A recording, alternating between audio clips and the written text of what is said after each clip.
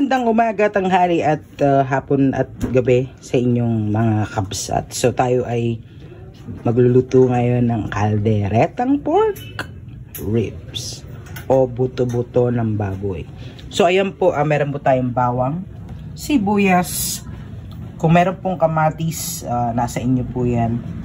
Mas masarap sana kung meron. Pero meron po tayo dito tomato sauce. We have potatoes, garbanzos, pickles, raisins, ang ating carrots, liver spread, dairy cream, ang buto-buto, bell pepper if you have green and red, much better. So ayan po ang ating siling, hindi mawawala, ang ating paminta at laurel. Tara po, let's get started. Ano nga mga kapsat, tara po, sindi na po natin ang ating kalan.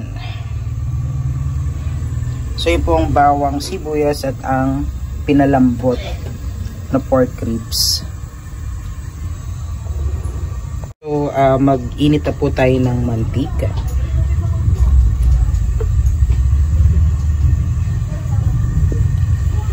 Isabay na po natin ang ating bawang tsaka sibuyas kasi mag-asawa naman yan eh.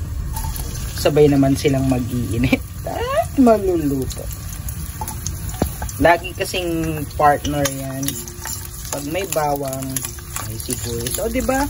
Paglagay nyo at naamoy nyo kagad yung bawang, ay nako, sabi nila sinungaling ka. Yan po, medyo pa golden brown lang po natin ng konti. So ayan na nga guys, medyo nag-brown na po ang ating bawang. Mahalaga kasi yan na mag-aroma siya, yung malimuyak yung amoy ng bawang, para alam po natin masarap ang ulam, diba? So yun na po ang ating meat. Lagay na po natin siya para mas masarap ang lasa, ika nga nila. So paglagay po niyan gisa-gisa lang po natin. Yun na nga guys, nalagay na po natin ang ating pinalambot na ribs. So medyo haluin lang po natin siya ng bahagya. Itong pinagkuluan po natin ito ay nakatabi po yung pinaka water niya, kasi yun po yung ating magiging broth, at lalagay po natin dyan yung pinagkakuluan para lasang-lasa po ang ating pork. Kaya lang po natin siya mag-isa naman. Yan guys, lagyan lang natin siya ng konting soy sauce. Hindi pala natin siya nasama sa ingredients kasi konti lang naman po yung ilalagay natin. Parang kinda adobo lang po natin siya ng konti para mas malasa po yung ating meat. So iwan muna po natin siya ng mga few minutes later. Ayan o. Kasi papatuyuin po natin yan ng bahagya. Okay.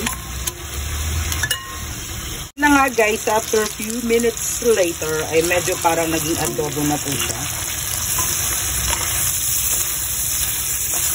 Alam nyo kasi ang isusikreto nito ay ang butter. No awanti butter nyo, it's okay. Pero no adanti basit nga butter, mas masarap. Basit lang. Diba? So ayan o.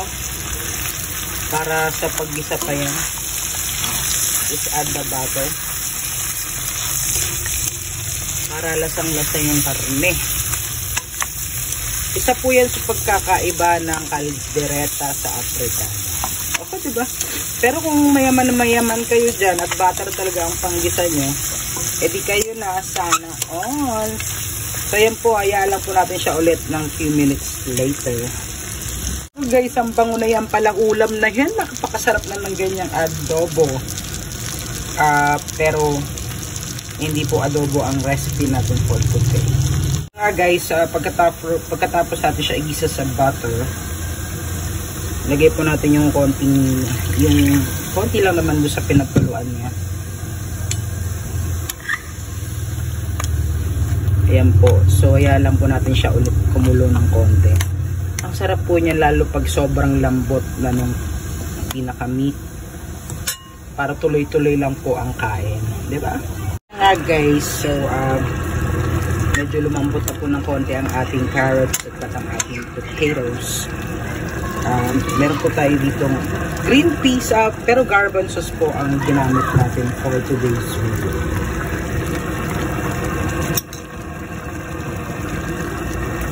So lagay lamang po natin siya guys.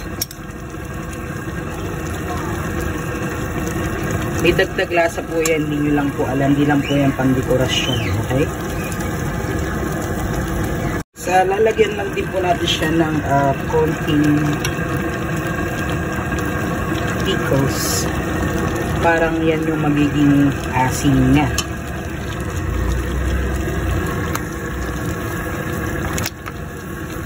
Try nyo po mas malasa kapag may pickle siya.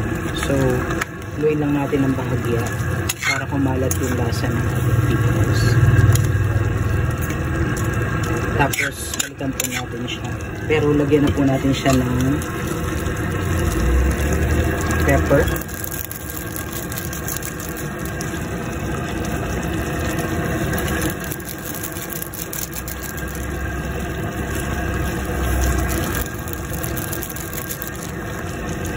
Lagyan na rin natin siya ng laurel. Tapos simmer na po natin siya guys. Okay. Balikan po natin. Ayan na nga guys, dagdag po natin ang additional difference niya sa afritada, which is ang liver spread.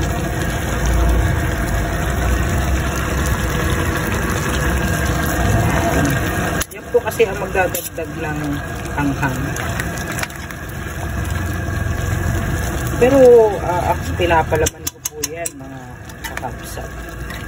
Ewan ko sinong relate na pinapalaman ang red. Comment down below. Ayan. Kasi yan din po ang magpapalapot sa ating caldereta. Ayan po. So lagyan natin po natin siya ng bahagyang seasoning.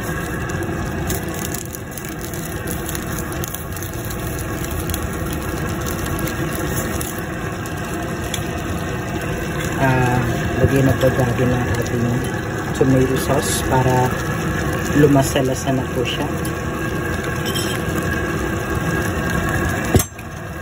Tapos haluin, sabi nga nila.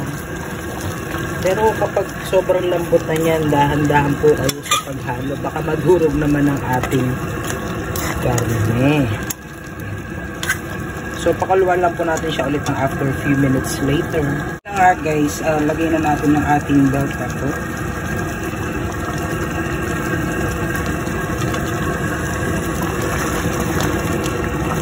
Bell pepper. Ang ating raisins.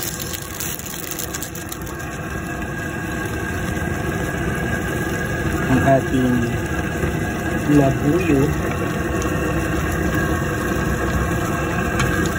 Lagyan po natin siyang beef cubes para mas malasa. Sabi nga nila. So yun po, haluin lang po natin siyang bagya.